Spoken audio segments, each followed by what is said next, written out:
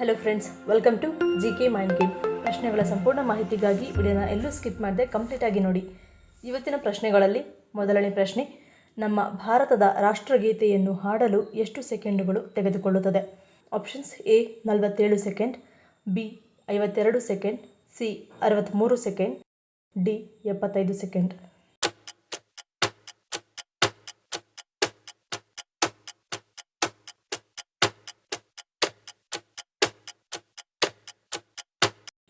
ಸರಿಯಾದ ಉತ್ತರ option B 52 second. Rabindranath Thakur ಅವರು 1911ರಲ್ಲಿ ಬಂಗಾಲಿ ಭಾಷೆಯಲ್ಲಿ ರಚಿಸಿದ ದೀರ್ಘ ಗೀತೆಯ 5 ಪದ್ಯಗಳಲ್ಲಿ ಮೊದಲ ಪದ್ಯದ ಸಾಲುಗಳನ್ನು ಮಾತ್ರ ಆಯ್ದುಕೊಂಡು ಈ ರಾಷ್ಟ್ರಗೀತೆಯನ್ನು ರೂಪಿಸಲಾಯಿತು. ಸ್ವತಂತ್ರ ಭಾರತದ ಸಂವಿಧಾನ ರಚನಾ ಸಭೆ 1950 ಜನವರಿ 24ರಂದು ಇದನ್ನು ರಾಷ್ಟ್ರಗೀತೆ ಎಂದು ಅಂಗೀಕರಿಸಿತು. ಠಾಕೂರ್ ಸಂಪಾದಕರಾಗಿದ್ದ ತತ್ವಬೋಧಿನಿ ಪತ್ರಿಕಾ ಎಂಬ ಪತ್ರಿಕೆಯಲ್ಲಿ ಇದು 1912ರಲ್ಲಿ ಮೊದಲಿಗೆ ಪ್ರಕಟವಾಗಿತ್ತು. ಪ್ರಕಟಣೆಗೆ ಮೊದಲು ಈ ಗೀತೆಯನ್ನು 27 ಡಿಸೆಂಬರ್ 1911ರಂದು ಕಲ್ಕತ್ತಾದಲ್ಲಿ ನೆರೆದ ಅಖಿಲ ಭಾರತ ಕಾಂಗ್ರೆಸ್ ಅಧಿವೇಶನದಲ್ಲಿ ಹಾಡಲಾಗಿತ್ತು. ಠಾಕೂರ್ ಅವರು ಇದನ್ನು ಮಾರ್ನಿಂಗ್ ಸಾಂಗ್ ಆಫ್ ಇಂಡಿಯಾ ಎಂಬ ಹೆಸರಿನಲ್ಲಿ 1919ರಲ್ಲಿ ಇಂಗ್ಲಿಷಿಗೆ ಅನುವಾದಿಸಿದ್ದರು. ಇದು ಭಾರತ ಇಬ್ಬಾಗವಾಗುವುದಕ್ಕೆ ಮೊದಲು ಬರೆದ ಗೀತೆಯಾದರೂ ಇದರಲ್ಲಿ ಬರುವ ರಾಷ್ಟ್ರದ ವಿವಿಧ ಪ್ರದೇಶಗಳ ಹೆಸರುಗಳನ್ನು ಬದಲಾಯಿಸಿಲ್ಲ. ಈ ಹೆಸರುಗಳು ವಿವಿಧ ಭಾರತೀಯ ಜನಾಂಗಗಳನ್ನು ಸೂಚಿಸುತ್ತವೆ. ಹಾಗಾಗಿ ಈ ಗೀತೆಯನ್ನು ರಾಷ್ಟ್ರಗೀತೆಯಾಗಿ ಅಂಗೀಕರಿಸಿದಾಗ ಮೂಲ ಗೀತೆಯಲ್ಲಿ ಯಾವುದೇ ಬದಲಾವಣೆ ಮಾಡಿಕೊಳ್ಳದೆ ಯಥಾವತ್ತಾಗಿ ಉಳಿಸಿಕೊಳ್ಳಲಾಯಿತು. ವೈವಿಧ್ಯದಲ್ಲಿ ಏಕತೆ ಭಾರತೀಯ ಸಂಸ್ಕೃತಿಯ ವೈಶಿಷ್ಟ್ಯ ಎಂಬುದಕ್ಕೆ ಈ ಗೀತೆ ಸಂಕೇತವಾಗಿದೆ. ನಮ್ಮ ರಾಷ್ಟ್ರಗೀತೆಯನ್ನು ಹಾಡಲು ಬೇಕಾಗುವ ಕಾಲಾವಧಿ ಸುಮಾರು 52 ಸೆಕೆಂಡುಗಳು. ಎರಡನೇ ಪ್ರಶ್ನೆ, ದಿನದಲ್ಲಿ 3 ಬಾರಿ ತನ್ನ ಬಣ್ಣವನ್ನು ಬದಲಾಯಿಸುವ ಶಿವಲಿಂಗ ಎಲ್ಲಿದೆ? Options: A Kedarnath, B Rajasthan, C Karnataka, D Tamil Nadu.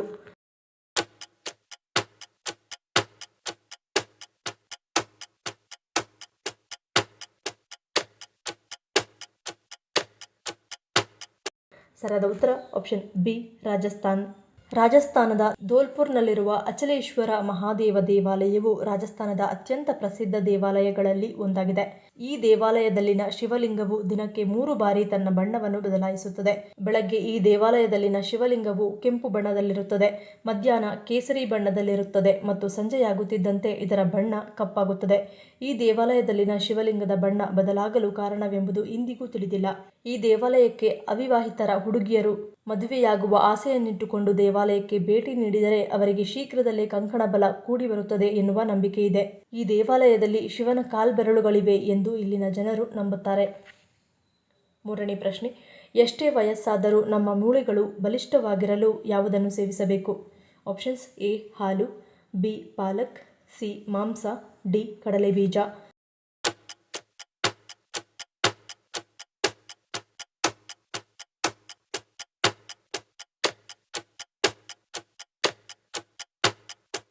ಸರಿಯಾದ ಉತ್ತರ ಈ ಮೇಲಿನ ಎಲ್ಲವೂ. ಮೂಳೆಗಳು ದೃಢವಾಗಲು ಕ್ಯಾಲ್ಸಿಯಂ ಅತ್ಯಗತ್ಯ. ಜೊತೆಗೆ ಕಬ್ಬಿಣ ಮತ್ತು ಸತುಗಳು ಸಾಕಷ್ಟು ಪ್ರಮಾಣದಲ್ಲಿ ನಮಗೆ ಅಗತ್ಯವಾಗಿವೆ. ಕ್ಯಾಲ್ಸಿಯಂ ಹಾಲಿನ ಮೂಲಕ ಪ್ರಮುಖವಾಗಿ ಲಭ್ಯವಾದರೆ ಕಬ್ಬಿಣ ಮತ್ತು ಸತುಗಳು ನಾವು ಸಾಮಾನ್ಯ ಆಹಾರಗಳಿಂದಲೇ ಪಡೆಯಬಹುದು. ಹಾಲು ಮತ್ತು ಹಾಲಿನ ಉತ್ಪನ್ನಗಳನ್ನು ಹೊರತುಪಡಿಸಿ ದ್ವಿದಳ ಧಾನ್ಯಗಳು, ಸೋಯಾ, ಅವರೆ, ಹಸಿರು ಮತ್ತು ದಪ್ಪನೆಯ ಎಲೆಗಳ ತರಕಾರಿಗಳು, ಬಟಾಣಿ, ಆಕ್ರೋಟು, ಸೂರ್ಯಕಾಂತಿ ಹೂವಿನ ಬೀಜಗಳು ಮತ್ತು ಕಿತ್ತಳೆಯಲ್ಲಿ ಕ್ಯಾಲ್ಸಿಯಂ ಸಮೃದ್ಧವಾಗಿರುತ್ತದೆ. ಕ್ಯಾಲ್ಸಿಯಂ ನಮ್ಮ ನರವ್ಯವಸ್ಥೆಯ ಕಾರ್ಯನಿರ್ವಹಣೆಗೂ ಅತ್ಯಗತ್ಯವಾಗಿರುವ ಖನಿಜವಾಗಿದೆ. ಇನ್ನು ರೋಗ ನಿರೋಧಕ ಶಕ್ತಿ ಬಲಯುತವಾಗಿರಲು ಸತು ಅತ್ಯವಶ್ಯವಾದ ಖನಿಜವಾಗಿದೆ. ಸತು ಬೇಕ್ಡ್ ಬೀನ್ಸ್, ಚೀಸ್, ಮೊಸರು, ಕೆಂಪು ಮಾಂಸ, ಬೇಳೆಗಳು, ಕಡಲೆಕಾಳು, ಕುಂಬಳಕಾಯಿ, ಎಳ್ಳು, ಶೇಂಗಾ ಬೀಜ, ಗೋಡಂಬಿ, ಬಾದಾಮಿ, ಮೊಟ್ಟೆಗಳು, ಗೋಧಿ ಮತ್ತು ಅಕ್ಕಿ ಮೊದಲಾದ ಆಹಾರಗಳಲ್ಲಿ ಉತ್ತಮ ಪ್ರಮಾಣದಲ್ಲಿರುತ್ತದೆ. ಇಂತಹ ಆಹಾರಗಳನ್ನು ನಾವು ಪ್ರತಿನಿತ್ಯ ಸೇವಿಸುವುದರಿಂದ ನಮಗೆ ಎಷ್ಟೇ ವಯಸ್ಸಾದರೂ ನಮ್ಮ ಮೂಳೆಗಳು ಬಲಿಷ್ಠವಾಗಿರಲು ಇವು ಸಹಾಯ ಮಾಡುತ್ತವೆ. ನಾಲ್ಕನೇ ಪ್ರಶ್ನೆ, ಹುತ್ತಕ್ಕೆ ಹಾಲು ಎರೆಯುವುದರಿಂದಾಗುವ ಪರಿಣಾಮವೇನು? Options: A ಸಂತಾನಯೋಗ, B Papanasha, C ಆಶೀರ್ವಾದ, ಡಿ ಪ್ರಾಣಿ ಹಿಂಸೆ.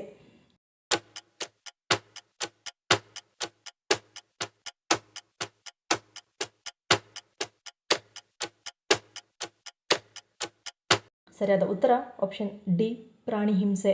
ಹಾವು ಮೊಟ್ಟೆ ಇಡುವ ಸರೀಸೃಪ, ಹಾಲು ಕುಡಿಯುವುದಿಲ್ಲ. ಶುದ್ಧ ಮಾಂಸಾಹಾರಿ, ಕೇವಲ ಸಸ್ತನಿಗಳು ಮಾತ್ರ ಹಾಲು ಕುಡಿಯುತ್ತವೆ. ಹಾವು ಮಾಂಸಾಹಾರಿ ಪ್ರಾಣಿ. ಕಪ್ಪೆ, ಇಲಿ, ಹುಳುಗಳು ಅದರ ಪ್ರಮುಖ ಆಹಾರ. ಭಾರತದ ಹಾವು ಮಾತ್ರವಲ್ಲ, ಜಗತ್ತಿನ ಯಾವುದೇ ಜಾತಿಯ ಹಾವು ಹಾಲು ಕುಡಿಯುವುದಿಲ್ಲ. ಹಾವು ಹಾಲು ಕುಡಿದರೆ ಸಾಯುವ ಪರಿಸ್ಥಿತಿ ನಿರ್ಮಾಣವಾಗುತ್ತದೆ. ಹಸಿವು ಮತ್ತು ಬಾಯಾರಿಕೆಯಿಂದ ದ್ರವ ರೂಪದಲ್ಲಿ ಏನು ಸಿಕ್ಕರೂ ಹಾವು ಕುಡಿಯಬಹುದು, ಆದರೆ ಅದರಿಂದ ಅಜೀರ್ಣ ಉಂಟಾಗಿ ಸಾವಿಗೀಡಾಗುತ್ತದೆ. ಇನ್ನು ಹುತ್ತಕ್ಕೆ ಹಾಲೆರೆಯುವುದರಿಂದ ಹಾಲು ಹಾವಿನ ಮೂಗಿನ ಹೊಳ್ಳೆ ಪ್ರವೇಶಿಸಿ ಶ್ವಾಸಕೋಶ ಮತ್ತು ಕಣ್ಣುಗಳನ್ನು ನಿಷ್ಕ್ರಿಯಗೊಳಿಸಿ ನಿಧಾನವಾಗಿ ಸಾವಿನ ದವಡೆಗೆ ದೂಡುತ್ತದೆ. ಹಾಲು ಹುತ್ತದ ಮಣ್ಣು ಸೇರಿ ಒಂದು ರೀತಿಯ ವಾಸನೆ ಸಂಯೋಜನೆಗೊಂಡು ಉಸಿರುಗಟ್ಟಿಸುವ ವಾತಾವರಣ ನಿರ್ಮಾಣವಾಗಿ ಆಗಲೂ ಹಾವು ಸಾಯುವ ಹಂತ ತಲುಪುತ್ತದೆ. ಮೌಢ್ಯದ ಹೆಸರಿನಲ್ಲಿ ನಮ್ಮಿಂದಾಗಿ ಮತ್ತೊಂದು ಜೀವಿಯ ಸಾವಿಗೆ ಕಾರಣವಾಗುವುದು ಬೇಡ. ಕಲ್ಲು ಅಥವಾ ಬೆಳ್ಳಿ ನಾಗಪ್ಪನಿಗೆ ಹಾಲು ಎರೆಯಿರಿ, ಆದರೆ ನಿಜ ಹಾವು ಹುತ್ತಕ್ಕೆ ಹಾಲು ಎರೆಯುವುದು ಬೇಡ. 5ನೇ ಪ್ರಶ್ನೆ. ಸುಕ್ಕು ಮುಕ್ತ ಚರ್ಮಕ್ಕಾಗಿ ಯಾವುದನ್ನು ಸೇವಿಸಬೇಕು ಎನ್ನುತ್ತಾರೆ? ಆಪ್ಷನ್ಸ್: ಎ ದಾಳಿಂಬೆ, ಬಿ ಪೇರಳೆ, ಸಿ ಬಾಳೆಹಣ್ಣು, ಡಿ ಮೇಲಿನ ಎಲ್ಲವೂ.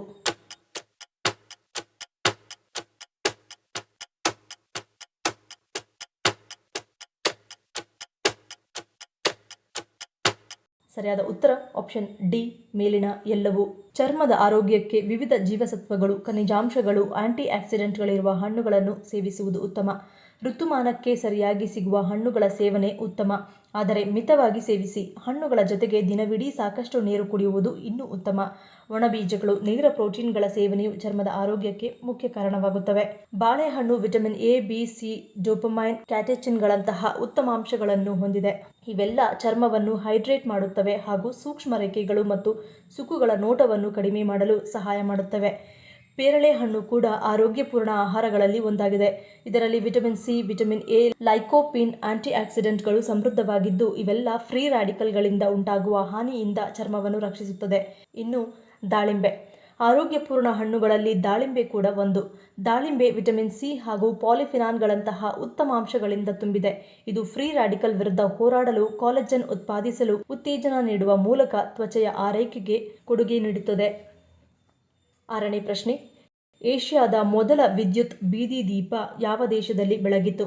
Options: A Bharat, B Singapore, C Bangladesh, D China.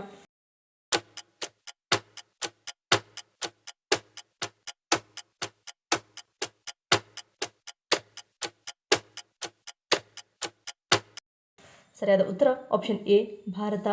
5 August 1905ರಂದು ಏಷ್ಯಾದ ಮೊದಲ ವಿದ್ಯುತ್ ಬೀದಿ ದೀಪ ಬೆಂಗಳೂರಿನ ಕೆಆರ್ ಮಾರುಕಟ್ಟೆ ಪ್ರದೇಶದಲ್ಲಿ ಬೆಳಗಿತು. 1905 ಆಗಸ್ಟ್ 5ರಂದು ರಾಜಶ್ರೀ ದೈವಾಂಶ ಸಂಭೂತರಾದ ನಾಲ್ವಡಿ ಶ್ರೀ ಕೃಷ್ಣರಾಜ ಒಡೆಯರಿಂದ ಬೆಂಗಳೂರಿಗೆ ವಿದ್ಯುತ್ ಶಕ್ತಿ ಬಂದ ಸುದಿನ. ಶಿಂಷಾದಲ್ಲಿ ಉತ್ಪಾದಿಸುತ್ತಿದ್ದ ಹೆಚ್ಚುವರಿ ವಿದ್ಯುತ್ ಶಕ್ತಿಯನ್ನು ಮಾರದೆ ಬೆಂಗಳೂರಿನ ಬೀದಿ ಬೀದಿ ಮನೆಗಳನ್ನು ಬೆಳಗಿದ ಕೀರ್ತಿ ನಾಲ್ವಡಿ ಕೃಷ್ಣರಾಜ ಒಡೆಯರಿಗೆ ಸಲ್ಲುತ್ತದೆ. 7ನೇ ಪ್ರಶ್ನೆ. ಶಿವನು ತನ್ನ ಕೊರಳಲ್ಲಿ ಹಾವನ್ನು ಧರಿಸಲು ಕಾರಣವೇನು? ಆಪ್ಷನ್ಸ್: ಎ ಆಭರಣ, ಬಿ ಹಾರ, ಸಿ ರಕ್ಷಣೆ, ಡಿ ಉಡುಗೊರೆ.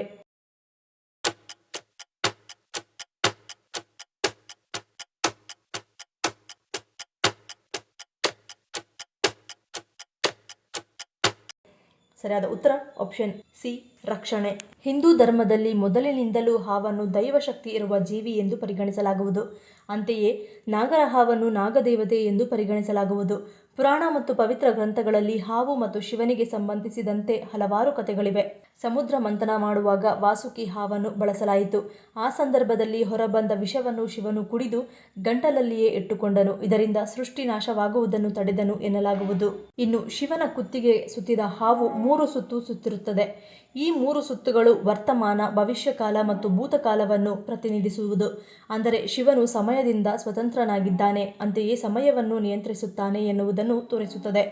ಹಾವುಗಳು ಅಳಿವಿನಂಚಿಗೆ ಹೋದಾಗ ಶಿವನನ್ನು ಪ್ರಾರ್ಥಿಸುವುದರ ಮೂಲಕ ಶಿವನ ಆಶ್ರಯವನ್ನು ಪಡೆದುಕೊಳ್ಳುವವು.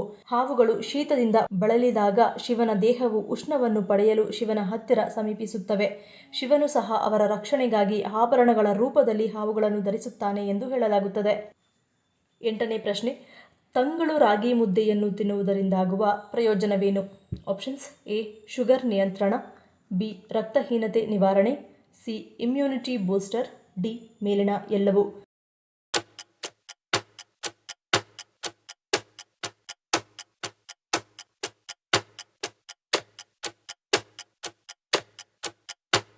ಸರಿಯಾದ ಉತ್ತರ ಆಪ್ಷನ್ ಡಿ ಮೇಲಿನ ಎಲ್ಲವೂ.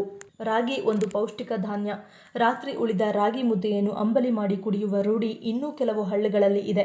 ರಾಗಿ ಅಂಬಲಿ ಸಾಕಷ್ಟು ಪೋಷಕಾಂಶಗಳನ್ನು ಹೊಂದಿದೆ. ರಾತ್ರಿ ಉಳಿದ ರಾಗಿ ಮುದ್ದೆಯನ್ನು ತೆಳುವಾದ ಮಜ್ಜಿಗೆಯಲ್ಲಿ ನೆನೆಸಿಟ್ಟು ಬೆಳಗ್ಗೆ ಇದನ್ನು ಚೆನ್ನಾಗಿ ಕಿವುಚಿ ಈರುಳ್ಳಿ, ಹಸಿಮೆಣಸಿನಕಾಯಿ, ಉಪ್ಪು, ಜೀರಿಗೆ ಸೇರಿಸಿ ಕುಡಿಯುವುದರಿಂದ ಆರೋಗ್ಯಕ್ಕೆ ಅನೇಕ ಲಾಭಗಳು ಸಿಗುತ್ತವೆ. ಮೂಳೆಗಳನ್ನು ಬಲಪಡಿಸುತ್ತದೆ. ಹೆಚ್ಚು ಪ್ರಮಾಣದ ಕ್ಯಾಲ್ಸಿಯಂ ಮತ್ತು ವಿಟಮಿನ್ ಡಿ ಇರುವುದರಿಂದ ಮಕ್ಕಳಿಗೆ ಮತ್ತು ವೃದ್ಧರಿಗೆ ಅವಶ್ಯಕವಾಗಿರುವ ಕೆಲವು ಮುಖ್ಯ ಪೋಷಕಾಂಶಗಳನ್ನು ಇದು ಹೊಂದಿದೆ. ಸಕ್ಕರೆ ಕಾಯಿಲೆಯನ್ನು ನಿಯಂತ್ರಣದಲ್ಲಿಡುತ್ತದೆ. ರಕ್ತಹೀನತೆಯನ್ನು ಸರಿಪಡಿಸುತ್ತದೆ. ದೇಹವನ್ನು ತಂಪುಗೊಳಿಸುತ್ತದೆ. ರೋಗ ನಿರೋಧಕ ಶಕ್ತಿಯನ್ನು ಹೆಚ್ಚಿಸುತ್ತದೆ. ಇದರಲ್ಲಿರುವ ಪ್ರೋಟೀನ್ ಹಾಗೂ ವಿಟಮಿನ್ಗಳು ನಿಮ್ಮನ್ನು ದೈಹಿಕವಾಗಿ ಆರೋಗ್ಯವಾಗಿಡುತ್ತದೆ. ರಾಗಿ ಮುದ್ದೆಯಲ್ಲಿರುವ ಫೈಬರ್ ಮಲಬದ್ಧತೆಯ ಸಮಸ್ಯೆಯನ್ನು ಸರಿಪಡಿಸುತ್ತದೆ. ದೇಹದ ತೂಕವನ್ನು ಇಳಿಸಲು ಇದು ತುಂಬಾನೇ ಸಹಾಯಕಾರಿಯಾಗಿದೆ. ಹೀಗೆ ಇನ್ನು ಹಲವಾರು ಲಾಭ ನಮ್ಮ ದೇಹಕ್ಕೆ ಈ ರಾಗಿ ಅಂಬಲಿಯನ್ನು ಸೇವಿಸುವುದರಿಂದ ಸಿಗುತ್ತದೆ. ಮುಂದಿನ ಪ್ರಶ್ನೆ, ನಾಗರ ಪಂಚಮಿ ಹಬ್ಬವನ್ನು ಹೆಣ್ಣು ಮಕ್ಕಳ ಹಬ್ಬ ಎನ್ನಲು ಕಾರಣವೇನು? Options: A. ಮಾಂಗಲ್ಯಪ್ರದ, ಬಿ. ಸಂತಾನಪ್ರದ, ಸಿ. ಸಹೋದರನ ರಕ್ಷಣೆ, ಡಿ. ಮೇಲಿನ ಎಲ್ಲವೂ.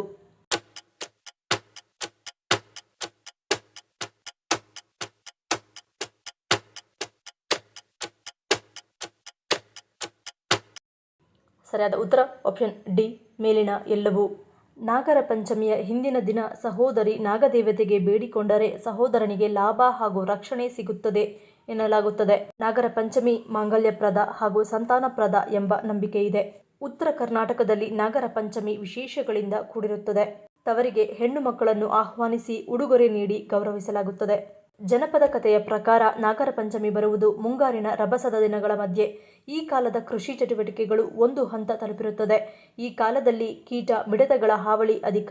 ಅಷ್ಟೇ ಅಲ್ಲದೆ ಫಸಲು ತಿನ್ನಲು ಬರುವ ಇಲಿಗಳಿಗೂ ಕೊರತೆಯಿಲ್ಲ. ಇವೆಲ್ಲದರಿಂದ ರೈತನ ಫಸಲನ್ನು ಕಾಪಾಡುವುದು ಹಾವುಗಳು, ಇಲಿ, ಕಪ್ಪೆಗಳ ಅತಿಯಾದ ಹಾವಳಿಯನ್ನು ನಿಯಂತ್ರಿಸುವ ನಾಗರನಿಗೆ ಪುಟ್ಟದೊಂದು ಧನ್ಯವಾದ ಹೇಳಲು ನಡೆಸುವ ಪ್ರಯೋಜನವೇ ಈ ನಾಗರ ಪಂಚಮಿ. ಈ ಪ್ರಶ್ನೆಗಳಲ್ಲಿ ನೀವು ಎಷ್ಟು ಪ್ರಶ್ನೆಗಳಿಗೆ ಸರಿ ಉತ್ತರವನ್ನು ಕೊಟ್ಟರಿ ಅನ್ನೋದನ್ನು ಕಮೆಂಟ್ ಮಾಡಿ ತಿಳಿಸಿ. ಈ ವಿಡಿಯೋ ನಿಮಗೆ ಇಷ್ಟ ಆಗಿದ್ರೆ ಮರೀದೇ ಲೈಕ್ ಮಾಡಿ, ಶೇರ್ ಮಾಡಿ, ಸಬ್ಸ್ಕ್ರೈಬ್ ಮಾಡಿ. ನನ್ನ ಚಾನಲ್ನ ಇನ್ನೂ ಸಬ್ಸ್ಕ್ರೈಬ್ ಮಾಡಿದೆ ಹಾಗೆ ವಿಡಿಯೋಸ್ ನೋಡ್ತಿದ್ರೆ ಪ್ಲೀಸ್ ಸಬ್ಸ್ಕ್ರೈಬ್ ಮಾಡಿ, ಸಪೋರ್ಟ್ ಮಾಡಿ. ಮತ್ತೊಂದು ಇಂಟ್ರೆಸ್ಟಿಂಗ್ ವಿಡಿಯೋದೊಂದಿಗೆ ಸಿಗ್ತೀನಿ. Until love you all, take care.